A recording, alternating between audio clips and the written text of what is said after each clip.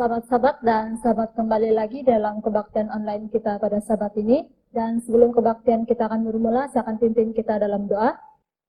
Ya Bapa kami yang berada dalam kerajaan syurga, kami bersyukur dan kami berterima kasih atas hari yang telah Engkau berikan. Dan pada saat ini kami dapat sekali lagi berkumpul untuk dalam kebaktian online kami pada sahabat ini ya Bapa. Dan semoga Engkau beserta kami sepanjang pada kebaktian kami ini. Semua ini kami serahkan dalam nama Yesus kami berdoa, amin. Bagi lagu yang pertama, kita akan nyanyikan dalam LPMI 101 Girang.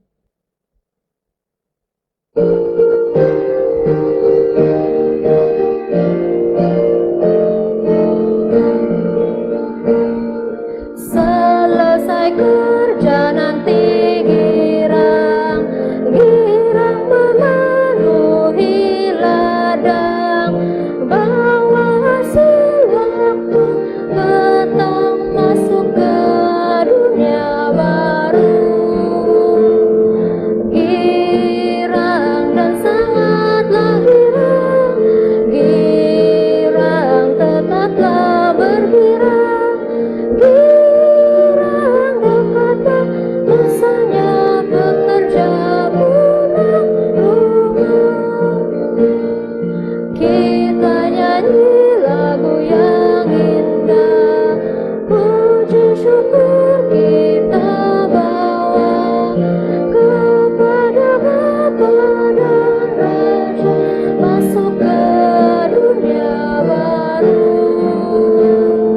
Girang dan sangatlah girang, girang tetaplah bergirang, girang dekatlah masanya bekerja pulang rumah. Sucilah kegirangan kita di dalam rumah yang indah. Waktu kita sudah sedang masuk ke dunia baru. Girang dan sangatlah girang, girang dan sangatlah girang, girang dekatlah masanya bekerja pulang rumah.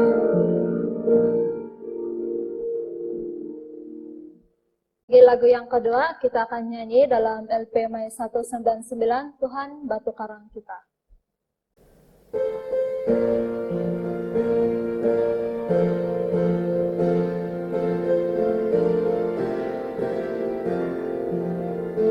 Tuhan batu karang kita, pelindung dalam bahaya.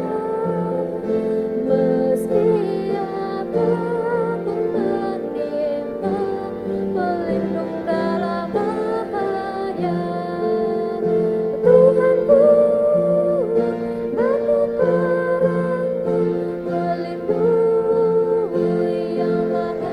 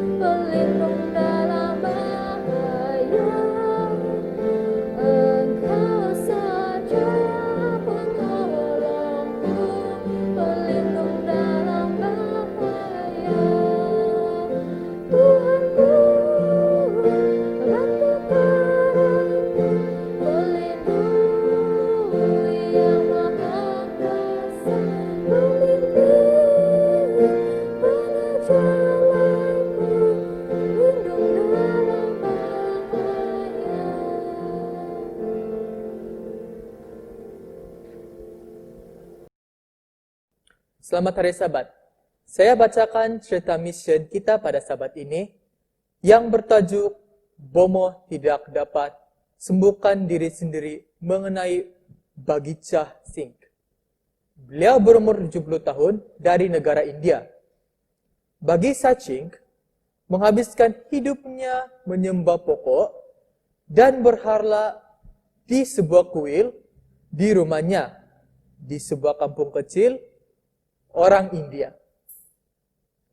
Dia percaya kepada kuasa dewa-dewa dan menganggap dewa-dewa itulah yang menjadikannya kaya sebagai seorang bomo.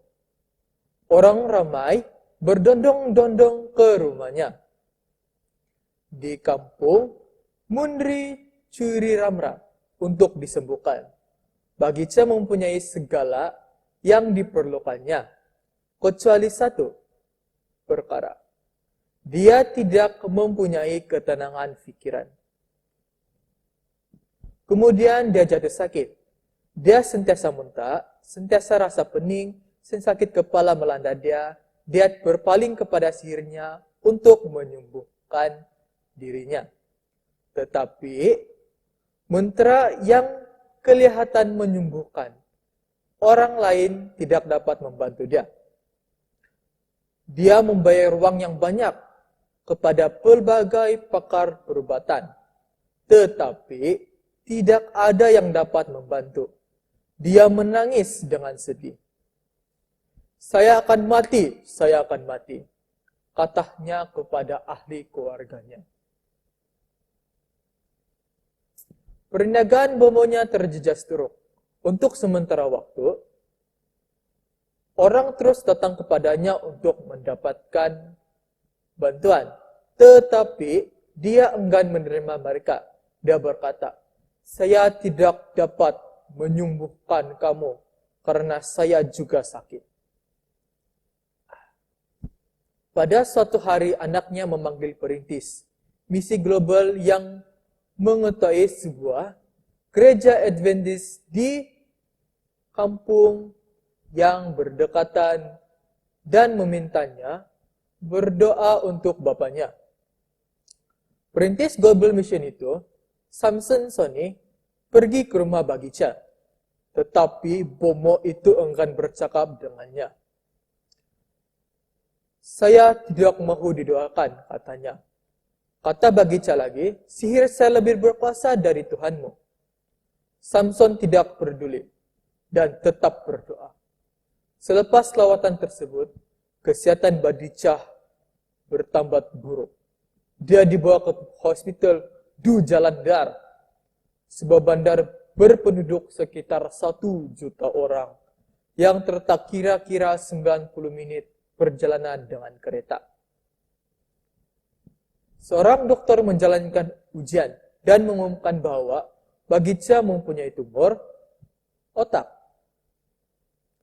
Anda akan mati segera jika kami tidak melakukan pembedahan, kata dokter itu. Tetapi kos pembedahan itu mahal. Bagitcha telah memperoleh kekayaan yang besar dalam menjalankan rawatan bomo. Tetapi semua uang itu habis dalam usahanya mencari penawar penyakitnya. Sekarang dia dan keluarganya hanya mempunyai separuh uang yang diperlukan untuk pembedahan tersebut. Samson mendengar bahwa Bagitcha berada di hospital. Dan dia terus datang melawatnya. Bagitcha berasa sedih, berlinang air matanya ketika melihat Samson. Dia berpaling kepada dokter yang berdiri berdekatan. Yesus yang dapat menyembuhkan, saya sudah datang, kata Bagitcha. Samson meminta dokter kebenaran untuk berdoa. Apabila dokter tersebut bersetuju, dia berdoa dengan mengenang air mata di matanya. Ya Tuhan, dalam nama Yesus, tolong bantu Encik Bagitcha untuk memuliakan namamu dalam nama Yesus. Amin, katanya. Keesokan harinya, dokter itu menjalankan pemeriksaan lagi. Dia terkejut. Tanda-tanda tumor itu tidak lagi kelihatan. Beliau memanggil pakar untuk pendapat kedua. Pakar itu tidak mengesan tumor. Dokter yang terkejut itu teringat doa Samson. Dia menyoal Bagija dengan teliti. Di manakah tumor otak itu? Dia berkata, Tuhan yang mana kamu percaya? Bagija tersenyum gembira. Dulunya saya sangat terlibat dalam ilmu sihir, tetapi perintis misi global berdoa dan memperkenalkan Yesus kepada saya, katanya. Sekarang, saya percaya kepada Yesus. Saya percaya bahwa Yesus telah menyembuhkan saya daripada tumor otak. Yesus datang kepada saya melalui perintis misi global. Sabat yang seterusnya, Bagija mencari Samson di gereja Adventist di kampung yang berdekatan. Yesus telah menyembuhkan saya, katanya. Di rumah, dia menceritakan kisahnya kepada keluarganya dan jiran-jirannya.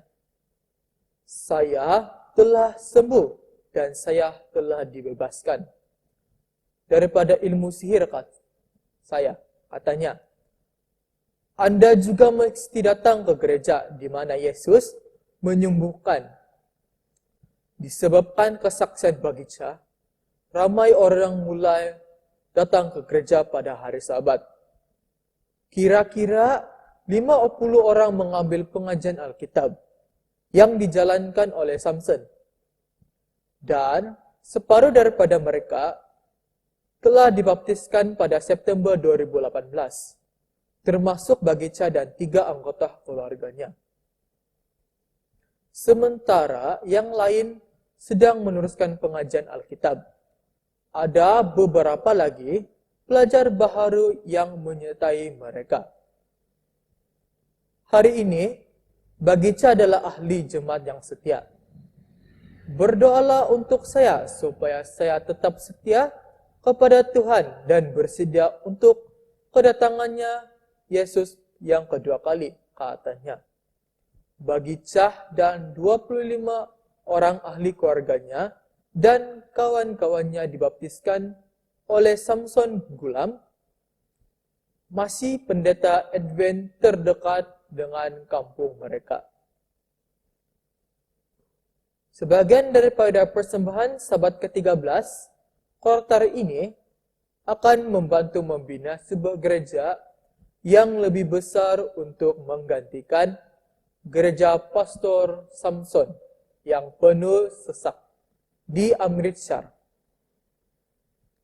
Terima kasih kerana merancang untuk memberikan persembahan dengan murah hati.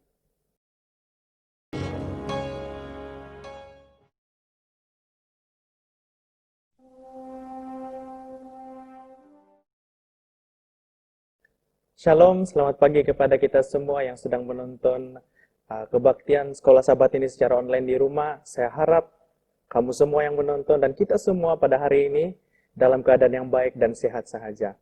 Pada sabat ini, kita akan membincangkan atau mempelajari lagi satu pelajaran baru Sekolah Sabat kita yang bertajuk Gereja dan Pendidikan. Jadi untuk bacaan ayat hafalan, saya persilakan Bella untuk membacakan ayat hafalan dan seterusnya, memimpin kita dalam doa buka. Ayat hafalan kita pada hari ini terdapat dalam 1 Tesalonika 2 ayat 6 hingga 8 yang berbunyi, juga tidak pernah kami mencari pujian dari manusia, baik dari kamu maupun dari orang-orang lain. Sekalipun kami dapat berbuat demikian sebagai rasul-rasul Kristus, tetapi kami berlaku ramah di antara kamu, sama seperti seorang ibu, mengasuh dan merawati anaknya. Demikianlah kami dalam kasih sayang yang besar akan kamu, bukan saja rela membagi Injil Allah Allah dengan kamu, tetapi juga hidup kami sendiri dengan kamu, kerana kamu telah kami kasihi. Mari kita semua tunduk kepala dan saya pimpin dalam doa. Allah Bapa kami yang bertakhta dalam kerajaan syurga, terima kasih Bapa atas berkat-Mu sepanjang minggu ini. Dan pada saat ini ya Bapa, kami memohon kiranya berkat melimpah Engkau curahkan kepada kami agar setiap satu persatu kami di sini dapat memahami isi pelajaran yang akan kami bincangkan sebentar lagi. Tolong ya Bapa, berkati kami satu persatu di sini dan biarlah pelajaran yang akan kami bincangkan sebentar lagi dapat menguatkan lagi iman kami kepadamu. Terima kasih Bapa, ampuni segala dosa kami serahkan dalam nama Tuhan Yesus Juru Selamat kami. Amin. Amin. Baiklah, pada pagi ini untuk membincangkan ataupun membicarakan pelajaran sekolah sahabat kita pada pelajaran 9 ini, saya tidak berseorangan.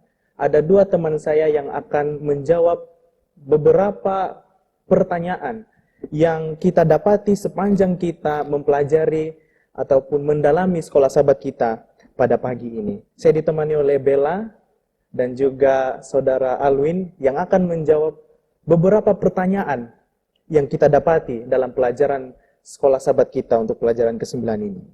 Jadi sepanjang kita mempelajari sekolah sahabat kita ini tentang gereja dan pendidikan, dikatakan sejak daripada dahulu lagi, jemaat mula-mula di dalam Alkitab menyatakan bahwa mereka sangat rindu ataupun sangat suka ketika mereka mempelajari atau mendalami Alkitab semasa mereka berada di gereja. Apa yang mereka rasakan pada waktu mereka berada dalam gereja pada waktu itu adalah mereka rasa satu sukacita ketika mereka mempelajari ataupun mendalami Alkitab.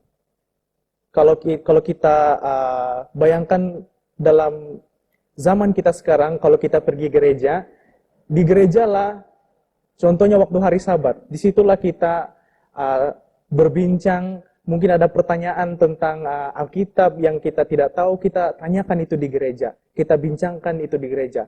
Setiap kali kan kalau kita pergi gereja, ada saja soalan daripada anggota gereja yang dapat kita dengar, dan pada waktu kita mendapat jawabannya, secara tidak langsung kita sudah mendapat suatu pelajaran baru, dan mungkin juga menjawab pertanyaan yang selama ini kita simpan dalam hati kita. Jadi, dikatakan dalam pelajaran sekolah sahabat kita, gereja ini adalah satu tempat di mana pendidikan yang sejati. Di dalam pelajaran sekolah sahabat kita, ada dikatakan sebagai ataupun istilah pendidikan Kristen sejati. Jadi saya ingin bertanya kepada saudara Alwin, apakah sebenarnya yang dimaksudkan pendidikan Kristen sejati yang dikatakan di dalam sekolah sahabat kita pada pelajaran kita minggu ini? Ya, terima kasih Ben. Selamat hari Sabat semua. Pelajaran kitab Sabat ini mendorong kita satu pelajaran yang membangun. Pendidikan Kristen sejati. Pendidikan itu satu cara di mana kita diajar.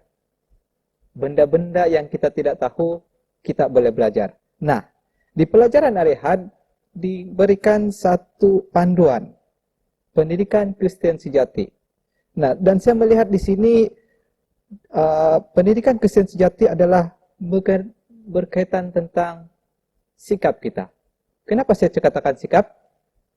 Saya mau jawab persoalan saya sendiri itu melalui ayat rujukan yang terdapat dalam sekolah sahabat kita, yaitu dalam Lukas 10 ayat 30 hingga 37. Nah, apabila kita lihat ayat Alkitab ini di dalam Lukas 10 ayat 30 hingga 37, kita boleh lihat di sana tajuk besarnya ialah orang Samaria yang murah hati. Saya percaya kita sudah pernah dengar cerita ini, di mana yang menceritakan Yesus memperumpamakan seseorang yang dalam perjalanan dari Yeriko ke Yerusalem, dan di tengah-tengah perjalanannya itu dia telah dirompak. Dan dikatakan ketika dia dirompak itu dia juga dibelasah. Dia juga dibelasah sampai setengah mati. Setengah mati lagi. Dan apa yang berlaku? Orang lalu lalang, Yesus memperhatikan satu orang yang pertama, yaitu seorang imam. Dia lalu tanpa mempedulikan orang itu yang telah dilompak dan separuh mati. Kemudian yang kedua ialah orang Lewi. Dia pun melalui orang itu tanpa merawatnya. Tapi orang yang ketiga yang disebutkan dalam perumpamaan itu adalah orang Samaria. Nah, dan orang Samaria itulah yang merawat orang itu sehingga dia telah dibawa ke penginapan dan dia telah mengatakan bahwa dia akan merawat orang itu kepada ketua penginapan itu sehingga dia pulih, dia boleh kembali. Nah, kenapa penting untuk saya katakan ini, cerita ini? Sebab saya mau jawab, apakah pendidikan Kristen itu melalui perumpamaan yang Yesus berikan. Nah, dikatakan dalam pelajaran kita bahwa mempunyai pengetahuan tentang hukum-hukum ataupun doktrin-doktrin yang ada dalam gereja itu sebenarnya belum cukup untuk kita menjadi seorang Kristen yang sejati. Kita imbas kembali. Orang yang pertama melihat orang itu, seorang imam. Sebagai seorang imam, dia pasti sudah tahu doktrin-doktrin gereja, kan? Dia tahu. Tapi apa yang berlaku dalam peristiwa itu? Apakah sikapnya kepada orang yang celaka itu? Adakah dia membantu? Sedangkan doktrin dia tahu sudah apa yang dia perlu lakukan sebagai seorang yang percaya kepada Tuhan. Tapi pelajaran kita menegur kita. Pendidikan Kristen sejati bukan hanya tahu doktrin-doktrin kepercayaan yang kita pegang, tetapi yang lebih penting adalah sikap kita ataupun tabiat kita. Adakah kita ini berlaku kepada doktrin yang kita pegang ataupun tidak? Nah, saya percaya jawaban saya itu belum cukup, tapi dia memberikan satu gambaran sangat penting kepada kita. Untuk menjadi dalam pendidikan Kristen sejati, sikap tabiat kita amat penting. Tidak cukup hanya dengan menguasai doktrin-doktrin gereja sahaja. Saya rasa itu jawaban untuk. Jadi kalau kita bawa itu ke pendidikan kita waktu kita di sekolah. Pada waktu kita di sekolah sudah tentu pada waktu kita sudah diajarkan teori, pasti ada prakteknya. Betul. Ataupun praktikal dia baru kita dianggap lulus. Jadi kalau macam di university, di sekolah menengah, pasti ada yang dinamakan sebagai praktek ataupun praktikal supaya menguji apakah benar-benar dia memahami apa yang sudah diajarkan dengan baik. Terima kasih saudara. Jadi pada waktu kita sudah mempelajari firman Tuhan, mempelajari Alkitab, doktrin-doktrin, dan kita juga mempraktekkan dalam kehidupan kita, kita secara tidak langsung ataupun kita dipanggil sebagai pembawa cahaya di tengah kegelapan. Maksudnya kita menjadi cahaya di dalam dunia ini. Jadi pertanyaan yang timbul seterusnya dalam sekolah sahabat kita sebagai pembawa terang ini, bagaimana cara kita hidup ataupun menjadi cahaya ataupun terang? Mungkin saudari Bella boleh menjelaskan. Terima kasih Ben. Selamat hari Sabat buat kita semua. Sebelum saya menjawab persoalan tersebut, setiap orang setiap seorang kita sudah pastinya pernah mengalami kegelapan dalam hidup kita, bukan? Sudah pasti. Ya, dari kita lihat daripada pengalaman kita sendiri, bagaimana kita menghadapi cabaran kita dalam hidup. Dan kita sendiri memahami kengerian dalam hidup ini apabila mungkin kita berjuang dalam penyakit, ataupun kita berjuang semasa menghadapi kehilangan orang-orang yang kita sayangi. Atau kita melihat ahli keluarga kita menyerah, mungkin juga perpisahan, dan mungkin juga kita berusaha memahami kebanyakan di antara kejahatan yang berlaku dalam masyarakat dan budaya kita. Jadi kita hidup di dalam dunia ini, kita telah dikaburkan oleh dosa, kemerosotan moral, dan juga kegelapan rohani. Tetapi dalam Matius 5 ayat 14 hingga 16 ada menyatakan bahwa kamu adalah terang dunia. Kota yang terletak di atas gunung tidak mungkin tersembunyi. Lagi pula orang tidak menyalakan pelita lalu meletakkan di bawah gantang, melainkan di atas kaki dian, sehingga menerangi semua orang di dalam rumah itu. Demikianlah hendaknya terangmu bercahaya di depan semua orang, supaya mereka melihat perbuatan yang baik dan memuliakan Bapamu di syurga. Oke, baiklah, kembali kepada persoalan tadi, yaitu bagaimana caranya kita hidup sebagai terang ataupun cahaya. Dan jawabannya adalah kita hidup seperti yang Yesus telah ajarkan kepada kita. Oke, dalam panduan sekolah sahabat kita boleh lihat dalam Matius 5 ayat 3 hingga 7. Matius 5 ayat 3 hingga 12, di mana Yesus memanggil kita untuk hidup sebagai cahaya dengan cara antaranya adalah bersikap rendah hati. Yang kedua, menjadi suci hati, bersikap belas kasihan, dan juga menjadi pendamai. Oke, melalui ayat tersebut dalam Matius 5 ayat 3 hingga 12, Tuhan telah mengajar kita cara yang sesungguhnya. Kita dapat menunjukkan orang lain kepada realiti dan juga kebaikan Tuhan. Seterusnya hidup sebagai cahaya. Itu sahaja daripada saya. Terima kasih Saudari Bella. Jadi banyak mungkin di antara umat-umat Kristen sekarang ataupun anggota-anggota gereja kita yang mengatakan bahwa sangat susah ataupun sulit untuk kita menjadi terang di dalam dunia yang sudah sangat berdosa pada zaman ini. Kalau kita pikirkan, kalau kita berada di tempat yang sudah sedia terang, cahaya kita itu tidak akan dilihat oleh orang. Makanya kita dipanggil untuk datang ataupun menjadi terang di tempat yang gelap, supaya kita menjadi titik lihat orang itu. Ya. Karena pada waktu di dalam kegelapan, yang dilihat orang itu adalah cahaya.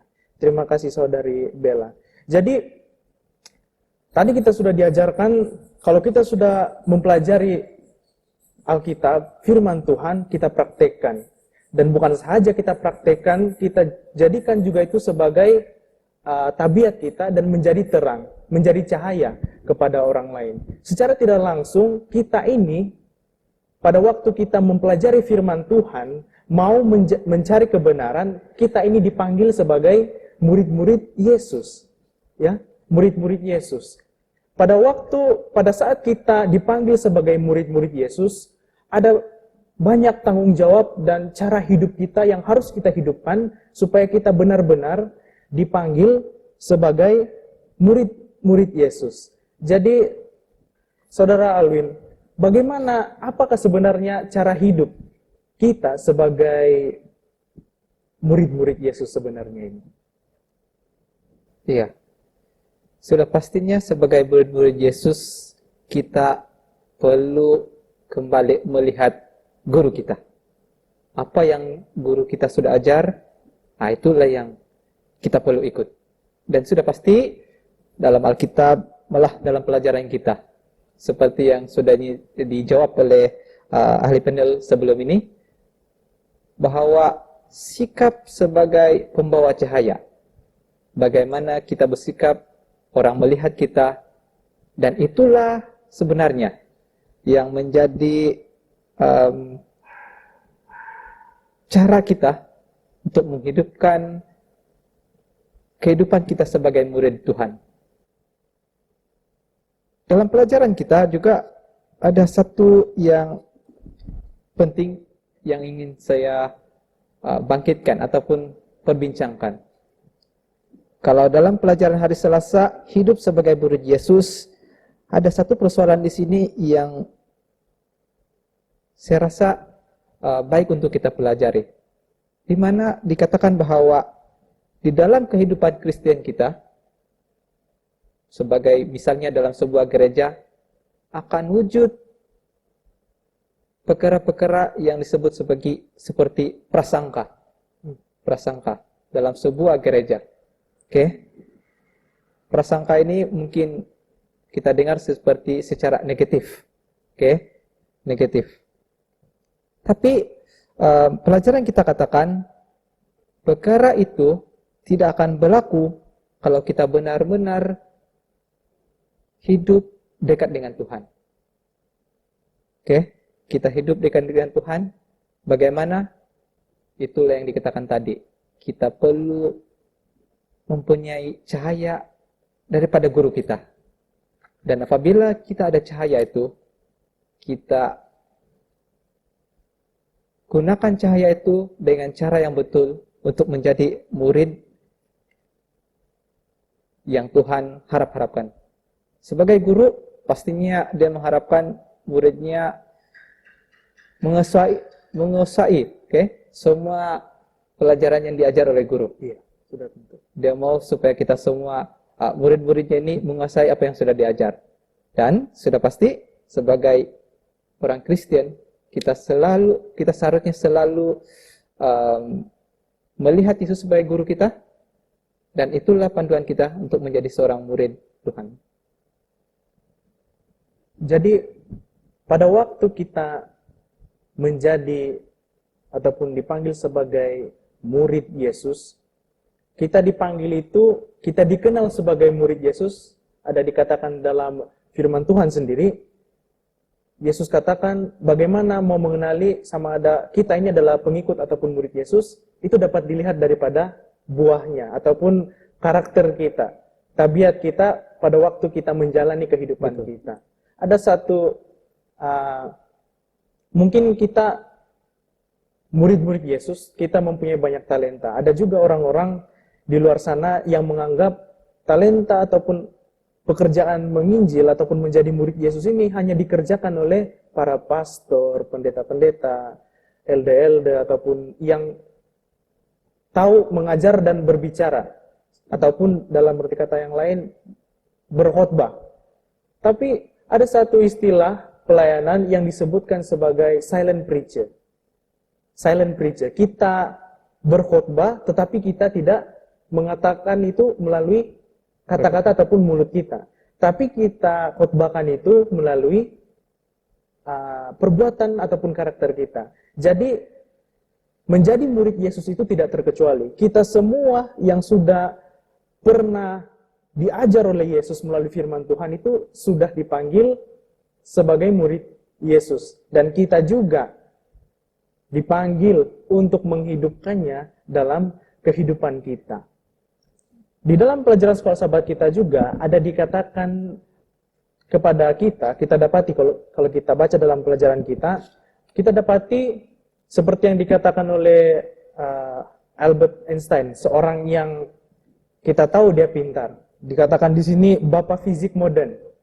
Dia katakan kalau mau berjaya ataupun menjadi seorang yang pintar, jangan pernah berhenti untuk bertanya. Jadi kalau kita terapkan itu dalam pendidikan rohani kita, kalau kita mau memiliki pengetahuan tentang firman Tuhan yang lebih dalam, dikatakan di sini jangan pernah berhenti bertanya. Tapi kita lihat dalam firman Tuhan, kalau kita ada sesuatu pertanyaan tentang Tuhan ataupun tentang Allah Bapa kita, tanyakan kepada firman Tuhan, tanyakan kepada Alkitab. Jadi kita lihat di sini Alkitab itu memainkan peranan yang sangat besar dalam menjawab persoalan-persoalan ataupun pertanyaan-pertanyaan besar yang kita miliki. Jadi sebesar apakah ataupun kenapa Alkitab ini memainkan peranan yang sangat besar dalam menjawab persoalan ataupun pertanyaan yang besar dalam kehidupan kita, Saudari Bella? Oke, terima kasih Ben. Saya bersetuju dengan pernyataan tadi, di mana Tuhan memang menciptakan kita dengan rasa ingin tahu yang semula jadi, dan keinginan yang tidak puas untuk belajar dengan lebih banyak. Jadi Alkitab juga penuh dengan kisah tentang orang-orang yang ingin tahu seperti kita, di mana sama ada lelaki ataupun wanita, mereka masing-masing mempunyai pertanyaan, harapan, dan juga kegembiraan. Dan di mana orang-orang ini, mereka juga mencari kebenaran dan jawaban bagi persoalan yang sukar dalam hidup mereka melalui cara mereka tersendiri. Jadi, Tuhan telah meletakkan di dalam hati dan akal manusia tentang kesedaran tentang masa lalu dan juga masa depan. Jadi sebagai manusia, kita dapat memikirkan apa yang disebut tentang persoalan besar mengenai kehidupan dan kewujudan kita secara umum. Dan sudah tentunya kitab suci ini memainkan peranan penting. Persoalan seperti siapakah kita, kenapa kita berada di sini, bagaimana kita harus hidup, apakah yang berlaku selepas kita mati, dan persoalan-persoalan tersebut telah ditanyakan oleh pencari kebenaran sejak awal sejarah tercatat lagi. Dan dalam sekolah sahabat kita juga ada menyatakan tidak ada sumber maklumat yang lebih baik untuk menjawab persoalan-soalan ini daripada Dia yang merupakan kebenaran mutlak. Oke, kita lihat dalam Yohanes 14 ayat 6, ada menyatakan bahwa kata Yesus kepadanya, "Akulah jalan dan kebenaran dan hidup. Tidak ada seorang pun yang datang kepada Bapa kalau tidak melalui aku." Jadi pendidikan Kristen ini, dia bertujuan untuk memimpin orang ke arah kebenaran dan juga mencari jawaban dalam Alkitab, yaitu buku yang mengandungi kebenaran tentang Yesus. Dan kitab suci ini, dia mempunyai keistimewaan dan tanggung jawab untuk mengarahkan para pencari kepada jawaban itu sekarang. Terima kasih. Terima kasih Saudari Bella. Jadi kita boleh katakan kalau kita balik lagi, kalau kita berada di sekolah ataupun kita berada di college, mungkin di university, kita semua pasti ada buku teks, buku rujukan kita untuk suatu subjek yang tertentu. Saya selalu ingat, ya kalau kami pelajar teologi, buku teks kami itu sudah tentu Alkitab. Saya pernah sering bertanya soalan yang sama kepada dosen ataupun pensyarah saya, dan saya katakan kepada dia, ada banyak sekali pertanyaan-pertanyaan yang timbul dalam benak pikiran saya pada waktu saya membaca firman Tuhan ini. Dan saya katakan, susah untuk saya mencari jawabannya. Lalu apa yang dijawab ataupun dikatakan oleh pensyarah saya, dia katakan, "Ben, pada waktu kita mempelajari dan kita membaca Alkitab, kita dapati ada pertanyaan-pertanyaan yang kita ingin tahu jawabannya, dan itu pertanyaan itu kita dapatkan daripada Alkitab." Dia katakan begini, biarkan Alkitab menjawab pertanyaannya sendiri. Maksudnya pertanyaan yang kita dapat daripada Alkitab itu sendiri yang menjawabnya. Dan sesungguhnya apa yang dikatakan oleh Bella tadi, tidak ada lagi rujukan lain yang tempat kita merujuk atau mencari jawaban. Sudah tentu firman ini yang menjadi rujukan kita untuk kita cari jawaban persoalan-persoalan yang timbul dalam benak pikiran kita pada saat kita mempelajari ataupun mendalami Alkitab. Kita sudah hampir di penghujung daripada pelajaran sekolah sahabat kita, tetapi saya ingin membawa kita semua, teman-teman dan saudara-saudari yang menonton di rumah, pada waktu kita sudah menerima pendidikan kita, Tuhan sebagai guru dan kita sebagai muridnya, kita sudah mempelajari teorinya, dan seterusnya kita sudah praktekkan itu dalam kehidupan kita. Ada dikatakan di dalam pelajaran sekolah sahabat kita ini tentang berkongsi kehidupan kita. Berkongsi kehidupan kita. Kalau kita lihat kembali sejarah mulanya tumbuh gereja itu, mereka memulaikan peribadatan mereka daripada pertemuan-pertemuan kecil. Mungkin di rumah, mereka worship bersama, mempelajari Alkitab bersama, dan mereka lakukan itu selalu, dan hari demi hari, bilangan ataupun jumlah mereka semakin bertambah. Mari kita lihat di dalam satu ayat Alkitab, di dalam Matius 18 ayat 20. Dikatakan di situ, sebab di mana 2-3 orang berkumpul dalam namaku, di situ aku ada di tengah-tengah mereka. Di dalam sekolah sahabat kita katakan, visi perjanjian baru adalah bagaimana gereja dan masyarakat membentuk di tengah mereka. Jadi,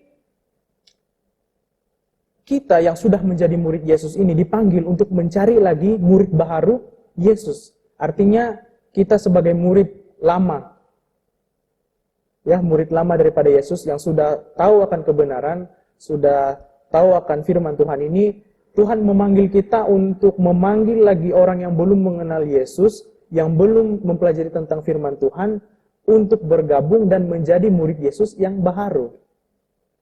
Jadi tujuan daripada pendidikan ini bukan sahaja tertumpu kepada pertumbuhan rohani kita, pertumbuhan iman kita kepada Yesus, tetapi pendidikan Kristen yang sejati ataupun pendidikan kita itu juga bertujuan untuk pertumbuhan dari segi muridnya ataupun pertambahan daripada anggotanya. Jadi salah satu cara yang ampuh ataupun cara yang paling berkesan dikatakan dalam sekolah sahabat kita ini adalah kita memulai itu daripada peribadatan kecil di rumah. Sebagai contoh, kita mengajak orang datang ke rumah kita, bahwa mereka makan bersama ataupun saling beramah mesra dengan mereka, dan secara perlahan kita membawa mereka dan mengajar mereka tentang firman Tuhan. Karena pernah saya saya bercerita dengan seorang yang bukan Advent, yaitu teman sekelas saya yang sekarang sedang mengambil jurusan teologi, seangkatan dengan saya, dan saya tanyakan kepada dia, macam mana ataupun bagaimana kamu boleh masuk ataupun menerima Yesus sebagai juru selamat kamu di dalam gereja Advent. Dia katakan begini, saya sangat senang ataupun suka dengan cara pelayanan yang dimulaikan dengan kelompok kecil. Jadi dia katakan, dari kelompok kecil ini, itu menjadi suatu sekolah kecil bagi saya untuk mendapatkan kebenaran. Tempat di mana saya mempelajari Yesus itu sendiri, katanya. Jadi, saya bertanya dengan dia, pernahkah pendeta ataupun pastor SDA melawat kamu dan mengajar kamu Alkitab? Dia katakan, pernah, tapi saya rasa lebih berkesan saya diinjil oleh anggota gereja biasa berbanding diinjil ataupun diajarkan oleh seorang pendeta. Saya katakan, kenapa kamu rasa seperti itu? Dan dijawab begini, karena yang membawa saya, yang mengajar saya di kelompok kecil itu adalah teman-teman saya ataupun kawan-kawan saya. Saya sudah biasa dengan dorang. Jadi saya sudah boleh terima bagaimana cara dorang mengajar saya, dan saya rasa sangat gembira pada waktu saya mengikuti kelompok kecil mereka. Dalam sekolah sahabat kita katakan, inilah cara ataupun bagaimana kita mau berkongsi dan kita bersosial di dalam masyarakat kita, dan secara tidak langsung kita membawa mereka juga kepada kebenaran ini. Dan saya yakin dan pasti ada banyak orang di luar sana yang sedang mencari kebenaran. Jadi sebagai kesimpulan bagi sekolah sahabat kita untuk sahabat ini, pendidikan gereja dan pendidikan itu tidak boleh dipisahkan. Kita sebagai umat Tuhan yang sudah sedia menjadi anggota gereja, memerlukan gereja ini sebagai tempat kita mendalami ataupun mempelajari lebih dalam tentang Yesus, tentang firman Tuhan ini. Jadi, pada waktu kita sudah cukup dari segi teorinya, kita praktekkan itu dalam kehidupan kita, secara tidak langsung kita ini adalah cahaya-cahaya yang bersinar ataupun menjadi terang di tengah kegelapan, dan kita juga dipanggil sebagai murid-murid Yesus. Karena kita sudah praktekkan itu, dan itu menjadi karakter dalam kehidupan kita. Karena dalam Alkitab katakan bagaimana kita dikenal pasti sebagai murid Yesus, kita dikenal pasti melalui buah kita, maksudnya karakter kita. Dan pada waktu kita sudah cukup, sudah praktekkan dalam kehidupan kita kongsikan kebenaran ataupun kehidupan kita kepada orang yang belum mengenal Yesus. Dan salah satu metode ataupun cara yang disarankan oleh sekolah sahabat kita pada sahabat ini adalah melalui kelompok kecil.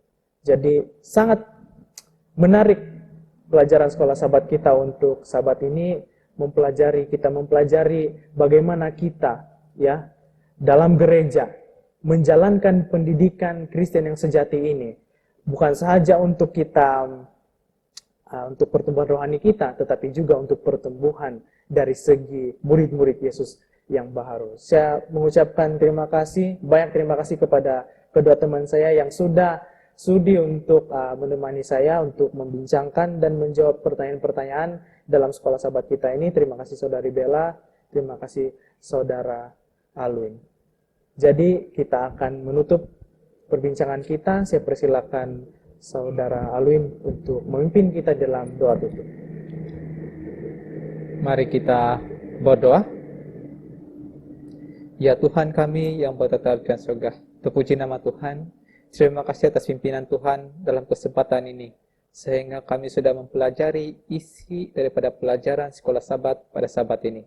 Kiranya dalam pembelajaran kami, apa yang kami sudah pelajari, kiranya itu menjadi satu berkat dan ilmu yang kami dapat gunakan dalam kehidupan kami seharian. Kiranya dalam pelajaran ini juga ya Tuhan, dapat membantu kami untuk sentiasa bersatu di dalam sebuah gereja yang sentiasa mampu menghasilkan murid-murid yang bersinar, yang dapat melayani dalam pekerjaan Tuhan. Terima kasih ya Tuhan, kami percaya Engkau melihat dan mendengarkan keperluan kami, dan sentiasa beserta dengan kami. Semua ini kami minta dan silakan dalam nama Yesus kami berdoa. Amin.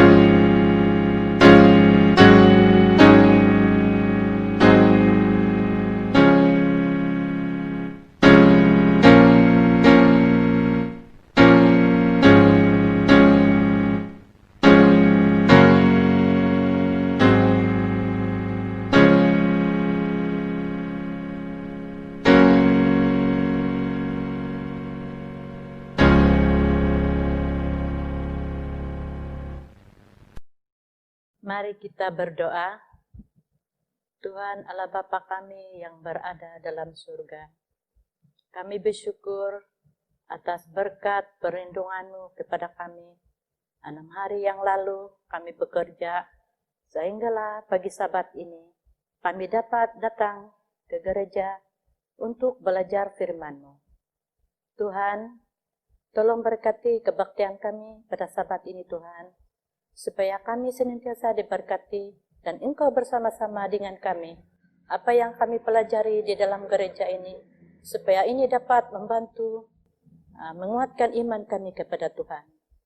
Saat ini Tuhan saya berdoa khusus yang memberikan makanan rohani kepada kami pada Sabat ini, yaitu Pastor Helmi. Biarlah Engkau memberikan Roh Al-Kudus dan berkat supaya apa yang ia sampaikan, ia dapat membangunkan iman kami yang sudah lama tidur. Tuhan, tolong kami ya Tuhan, supaya kami dapat senantiasa menjadi umat-umat-Mu setia di dalam dunia ini. Tuhan, saya berdoa juga kepada anggota yang sedang berbakti di rumah atau di mana saja mereka berada, supaya mereka dapat mendengar dalam pelajaran online ini, supaya di mana saja mereka berada, Tuhan memberkati ya, pada Sabat ini Tuhan. Tuhan, saya berdoa juga khusus anak-anak kami yang tinggal jauh dari tempat kami. Kami rindu mereka Tuhan, tapi mereka tidak dapat balik ke Sabah, sebab mereka keadaan di sini banyak penyakit COVID-19. Biarlah Tuhan, walaupun di mana saja mereka berada, Engkau memberkati mereka. Terlebih hari Sabat ini Tuhan, Engkau senantiasa bersama-sama dengan mereka. Terima kasih Bapa karena Engkau sudah mendengar doa kami dan Engkau senantiasa menjawab doa kami. Semua Tuhan kami serahkan dalam nama Yesus kami juru selamat kami. Amin.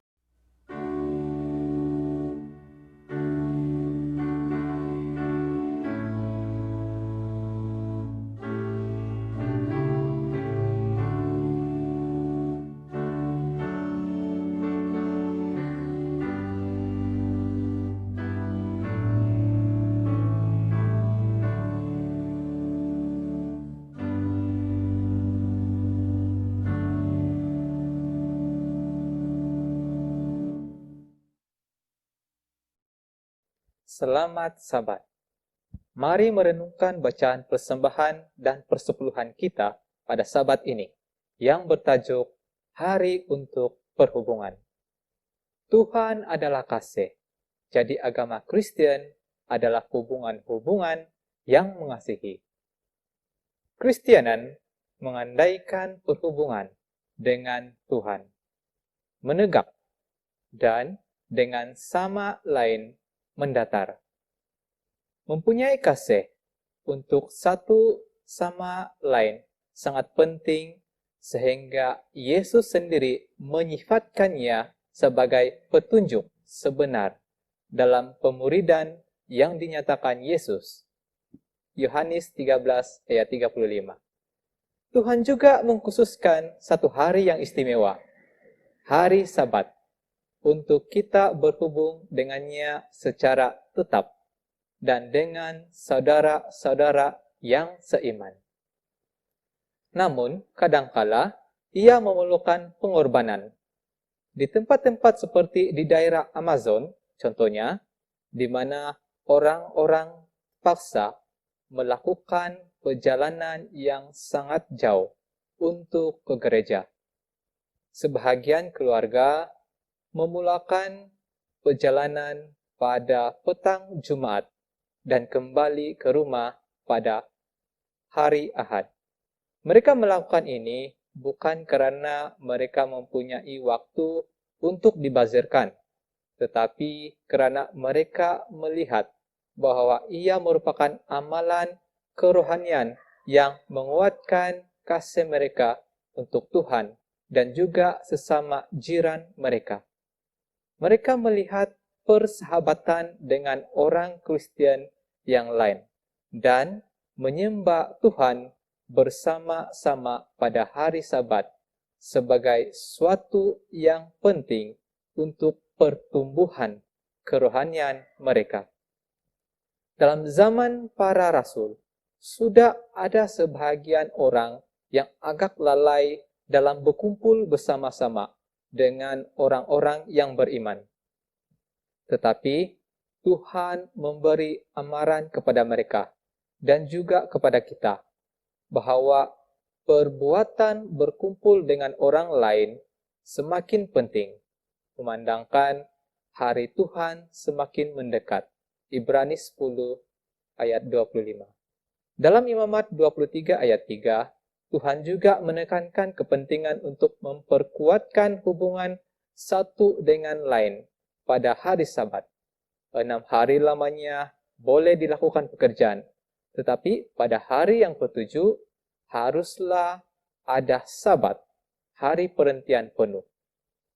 Kata perhentian penuh dalam bahasa Ibrani yaitu mikra, yang bermaksud pertemuan, perhimpunan, perkumpulan, dan Tuhan menganggap ini sebagai kudus dan sebahagian daripada pemeliharaan hari Sabat. Dalam gereja Advent, hubungan-hubungan kita dengan satu sama lain mempunyai dimensi yang lebih luas. Dengan mengembalikan persepuluhan dan memberikan janji kepada gereja, yaitu tiang kepada rumah pembendaharaan, kita menguatkan hubungan-hubungan kita dengan saudara-saudara lelaki dan wanita seiman dari seluruh dunia yang juga melakukan hal yang sama. Kita mengamalkan kepercayaan yang sama, dan kita bersaksi bahwa kita mempunyai perkaitan, bahwa kita mencintai dan menjaga satu sama lain, dan kita mempunyai matlamat yang sama, bekerja untuk Tuhan, bukan hanya sebagai individu, tetapi juga sebagai bala tentera yang teratur, sehingga mempercepatkan pengabaran akhir Injil dan kedatangan Yesus yang kedua. Bekerja bersama, kita dapat melakukan lebih banyak. Kita boleh pergi lebih jauh dan lebih cepat. Rayuan, sementara kita datang ke hadiratnya pada hari ini, marilah kita menyembah Dia sebagai satu komuniti dan menguatkan ikatan antara satu sama lain dengan mengembalikan persepuluhan dan membawa janji kita ke dalam rumah perbendaharaannya.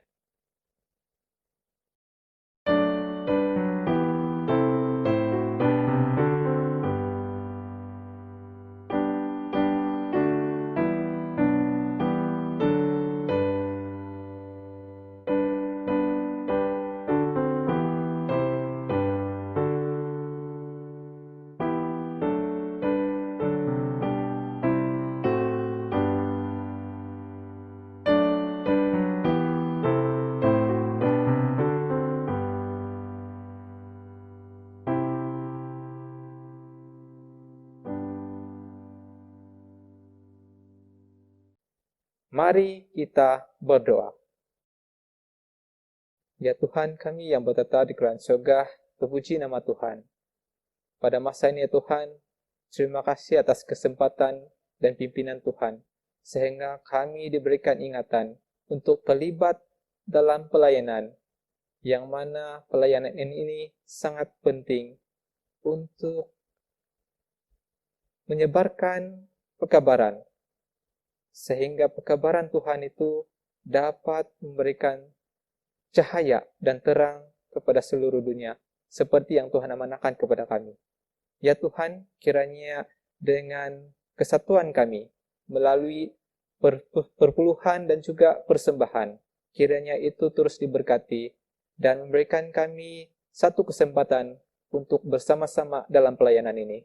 Terima kasih ya Tuhan, kami percaya Engkau melihat setiap keperluan dan juga Engkau melihat apa yang kami perlukan itu sesuai dengan kehendak Tuhan. Terpuji nama Tuhan, kami minta semua ini dalam nama Yesus kami berdoa. Amin.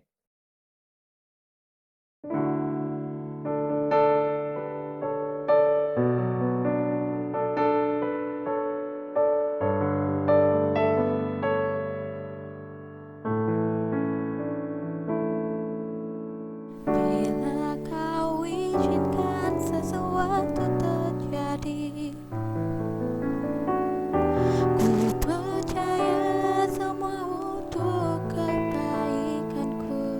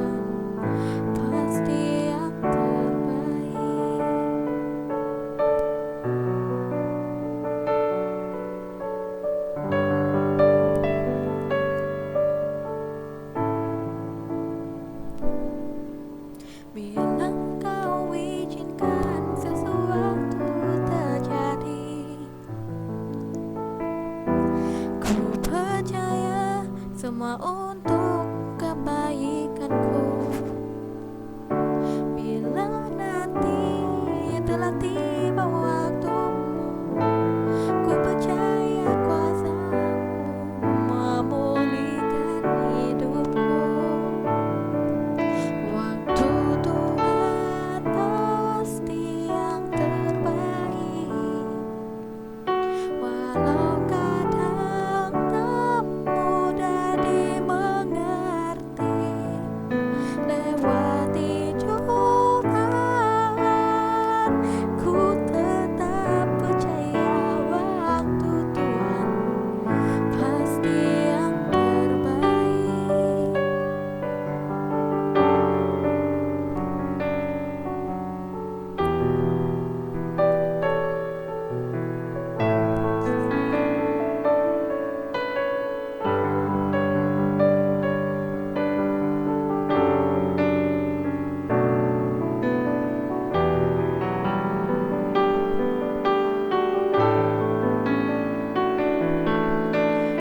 Waktu Tuhan pasti yang terbaik, walau kadang tak mudah dimengerti.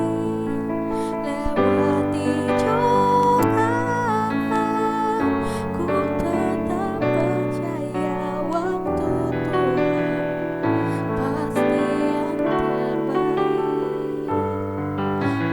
Waktu Tuhan pasti yang terbaik, walau kadang tak mudah dimengerti.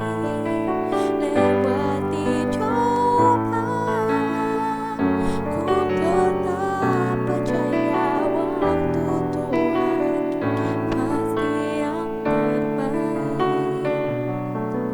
Waktu Tuhan pasti yang terbaik.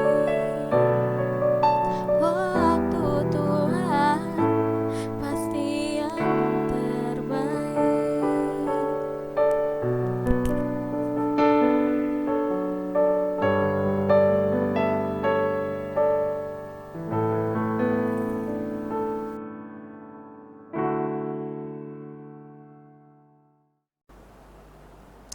Shalom dan selamat hari Sabat kepada semua anggota gereja di daerah ini dan juga kepada semua yang sedang menonton program kebaktian online ini pada Sabat kali ini.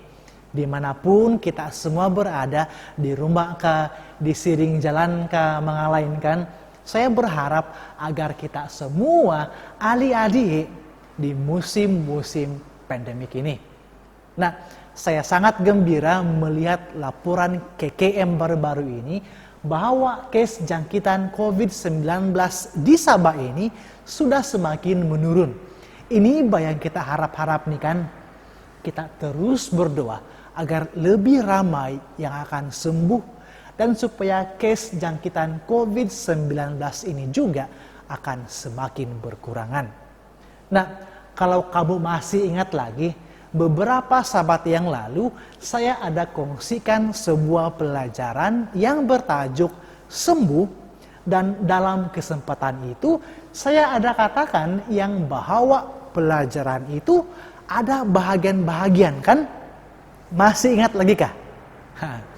Sebenarnya pada waktu itu saya merancang-rancang untuk kasih habis siri khotbah sembuh ini sepanjang tempo PKPB ini. Tapi sekarang saya benar-benar berharap supaya belum pun habis siri khotbah ini, PKPB ini sudah berakhir.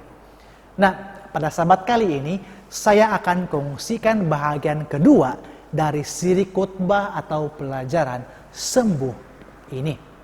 Tapi sebelum kita pergi kepada pelajaran kita, mari kita tunduk dan berdoa. Bapa di sorga, pada saat ini kami mengundang kehadiran Roh Kudus Tuhan untuk bersama-sama dengan kami. Dimanapun kami berada, kiranya Roh Tuhan menyertai sementara kami mendengarkan firman Tuhan. Dalam nama Yesus kami sudah berdoa. Amin.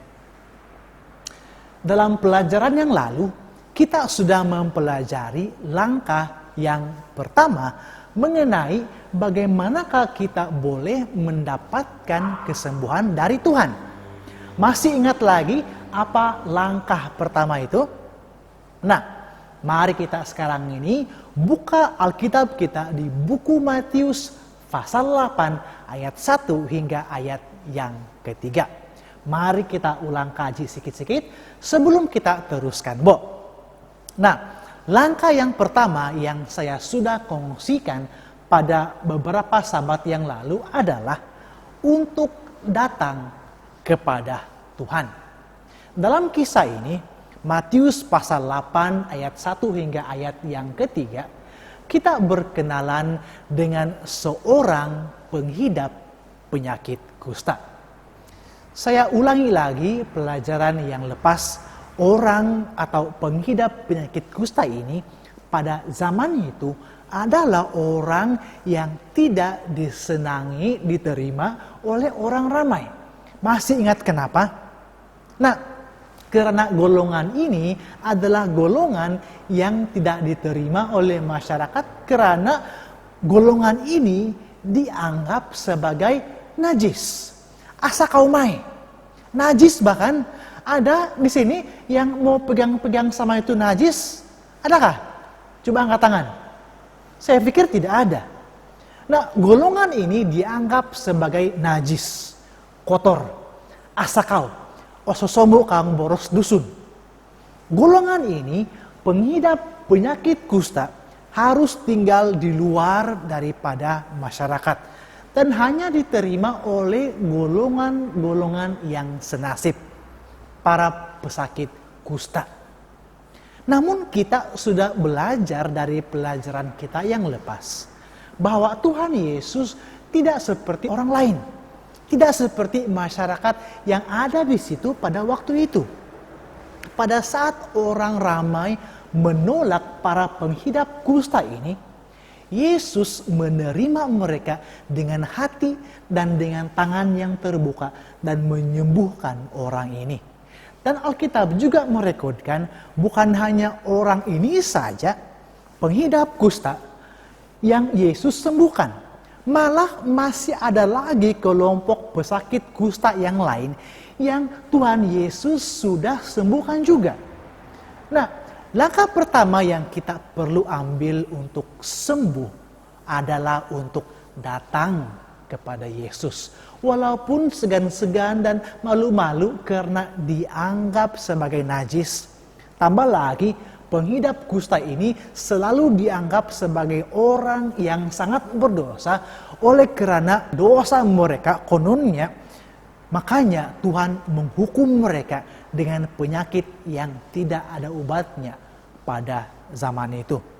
Namun orang ini tetap memberanikan diri untuk datang kepada Yesus.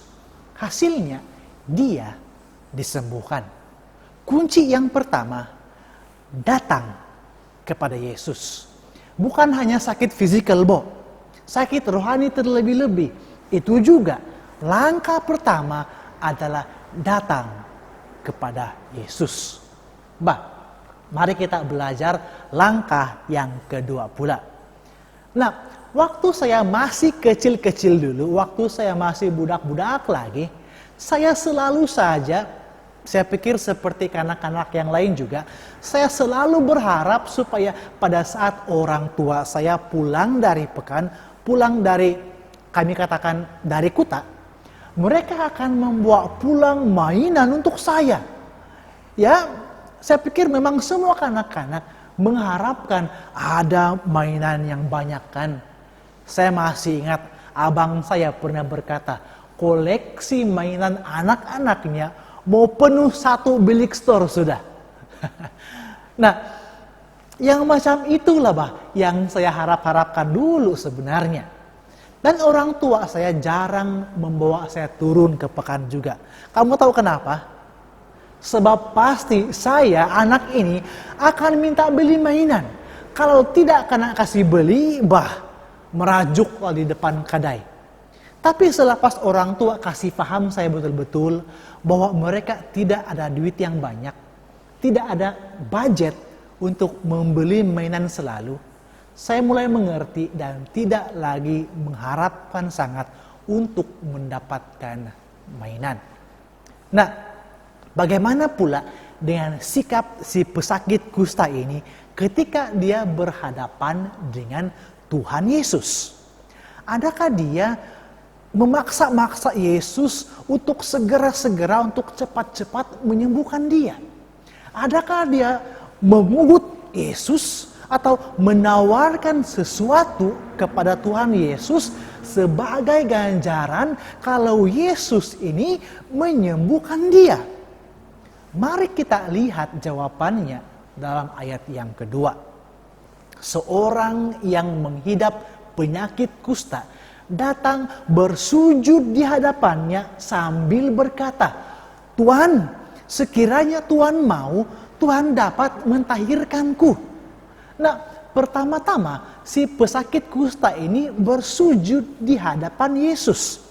Tindakan ini ataupun gesture ini menunjukkan bahwa dia mengetahui ataupun menyadari kedudukannya di hadapan Yesus. Siapa dia jika dibandingkan dengan Tuhan Yesus? Bahwa Yesus, kedudukan Yesus ini adalah lebih tinggi kedudukannya jika dibandingkan dengan dia. Kemudian apa yang dia lakukan? Dia kemudiannya berkata, "Tuhan, sekiranya Tuhan mau, Tuhan dapat mentahirkanku." Nah, kita dapat melihat sikap orang ini di dalam hal meminta kesembuhan. Dia menggunakan kata sekiranya Tuhan mau. Maksudnya apa ini? Dalam bahasa yang lebih mudah difahami, orang ini berkata, "Tuhan, saya mau sembuh begini. Kalau Tuhan mau kasih sembuh saya dari penyakit saya ini, saya pasti sembuh." Nah, perkataan dan gesture yang digunakan oleh si pesakit kusta ini adalah perkataan dan gesture yang penuh rendah hati dan penuh penyerahan kepada Tuhan. Dia tidak memaksa Yesus untuk menyembuhkan dia. Dia juga tidak mengugut Yesus untuk menyembuhkan dia. Nah, dia juga tidak coba untuk menawarkan apa-apa kepada Tuhan Yesus sebagai upah atau ganjaran kalau Yesus menyembuhkan dia. Sebaliknya, dia berserah sepenuhnya kepada Yesus. "Tuhan, saya ini orang sakit yang mau sembuh. Kalau itu juga kehendak Tuhan, jadilah demikian." Dalam doa kita seharian, adakah kita membawa sikap yang sama seperti sikap ini? Seperti sikap si pesakit kusta ini. Menyerahkan doa kita itu untuk dijawabkan sesuai dengan rencana Tuhan. Atau adakah kita memaksa-maksa Tuhan untuk menjawabkan doa kita sambil mengugut Tuhan? "Tuhan, kalau Engkau tidak menjawab doa saya ini, saya tidak lagi mau ke gereja." Atau macam mana? Sikap si pesakit kusta ini adalah berserah kepada Tuhan dengan hati yang rendah. Hasilnya, dia disembuhkan oleh Yesus yang Maha Pengasih. Nah, pada hari ini prinsipnya sama. Pada saat kita mohon kesembuhan fisikal, kita serahkanlah sepenuhnya kepada kebijaksanaan Tuhan. Bila disembuhkan, di mana kita akan disembuhkan nanti? Bagaimana caranya? Kita serahkan semua itu kepada Tuhan. Jangan pernah berhenti berdoa kalau kesembuhan itu tidak atau belum lagi datang pada hari ini. Jangan pernah berhenti berdoa walau kesehatan itu sepertinya tidak kunjung tiba. Tuhan pasti selalu bersiap-siap menyediakan jawaban yang terbaik bagi doa-doa kita sesuai dengan cara dan waktu Tuhan yang jauh lebih sempurna dan lebih baik lagi jika dibandingkan dengan cara dan waktu kita. Pada saat ini, pandemik COVID-19 ini masih juga belum berlalu, walau kita sudah berdoa setiap hari. Adakah Tuhan tidak mempedulikan doa-doa kita? Atau adakah Tuhan sebenarnya sudah mempunyai rencana yang jauh lebih baik daripada rencana-rencana kita? Nah, pada saat kita memohon kesehatan rohani pula, jangan letakkan Tuhan di dalam sebuah kotak dan hadkan pekerjaan Tuhan seolah-olah Tuhan kita itu cuma ada satu jalan saja untuk membawa kita pulang kepada Dia. Seolah-olah hanya, kalau ada pastor yang Tuhan kirim untuk membawa saya balik ke gereja, barulah saya mau balik kepada Tuhan. Kalau ada elder gereja yang menasihati saya untuk berdoa dan baca Alkitab, barulah saya mau kembali kepada Tuhan. Nah, Tuhan boleh saja gunakan sesiapa saja dan bila-bila masa saja untuk menjawabkan doa-doa kita. Nah, kuncinya di sini adalah berserah kepada rencana Tuhan yang jauh lebih agung dan lebih indah dari rencana kita. Pada saat kita berdoa, jangan paksakan Tuhan untuk masuk ke dalam acuan yang kita buat, untuk menurut segala kemauan kita. Sebaliknya, kitalah yang harus masuk ke dalam acuan Tuhan. Kitalah yang harus menurut kepada rencana-rencana Tuhan yang jauh lebih sempurna itu. Moga pada sabat kali ini kita sudah dikuatkan. Kita sudah diingatkan juga untuk tidak pernah putus-putus berdoa. Walaupun sepertinya doa kita belum Tuhan jawabkan pada saat dan ketika ini.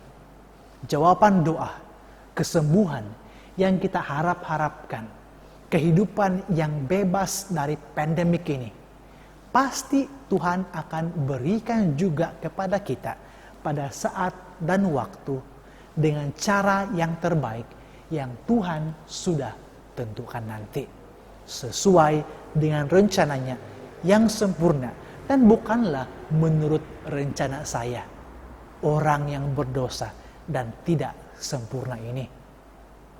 Kalau pada saat ini kita sudah sadar dan sudah diingatkan bahwa rencana Tuhanlah yang sempurna dan kita mau tetap berdoa, tetap percaya kepada Tuhan dan mau tetap berharap kepada Tuhan dan rencananya yang terbaik, mari katakan kata-kata ini bersama-sama dengan saya. Jadilah kehendak-Mu ya Tuhan di dalam hidup saya.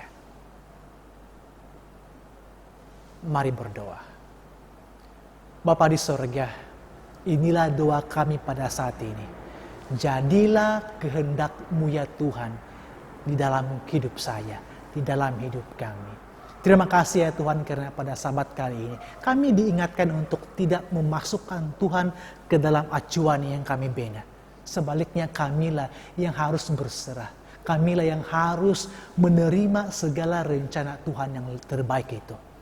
Bapa di sorga, kiranya kami lebih tekun berdoa. Kiranya kami lebih tekun berharap. Walaupun sepertinya di kiri dan kanan kami sepertinya tidak ada pengharapan. Tapi kami percaya Tuhanlah sumber pengharapan kami. Pada saat kami berdoa, Tuhan mendengarkan dan jawaban yang terbaik Tuhan akan persiapkan pada waktu yang tepat dan dalam cara yang tepat sesuai dengan acuan, sesuai dengan cara Tuhan. Bantu kami Tuhan untuk lebih berserah, untuk menerima jalan Tuhan yang sempurna itu. Bapa di surga, sertai kami semua hamba-hamba Tuhan sepanjang sabat kali ini. Dimanapun kami berada, kiranya penjagaan, berkat dan pimpinan Tuhan akan menjadi bahagian hidup kami sepanjang sabat ini. Dalam nama Yesus kami sudah berdoa. Amin.